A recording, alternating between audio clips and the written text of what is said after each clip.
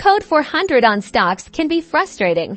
Blocking your bids, asks, or purchases. This usually means there's an issue with how your request is being sent to StockX's servers. The good news is, most fixes are straightforward.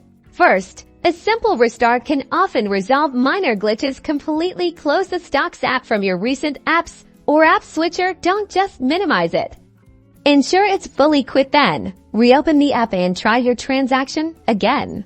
Next, check your internet connection. A weak or unstable Wi-Fi or mobile data connection can lead to communication errors. Try switching between Wi-Fi and mobile data to see if that resolves the issue. Sometimes, clearing the app's cache can work wonders on Android.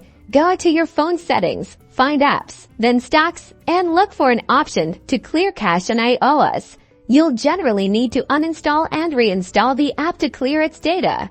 Ensure your StockX app is updated to the latest version. Developers frequently release updates to fix bugs and improve performance. Visit your device's app store, search for StockX, and install any available updates. As a last resort, try logging out of your StockX account on all devices. Then logging back in. This refreshes your session and can often clear up persistent account-related issues if nothing else works. Try completing your transaction on a different device or your desktop computer.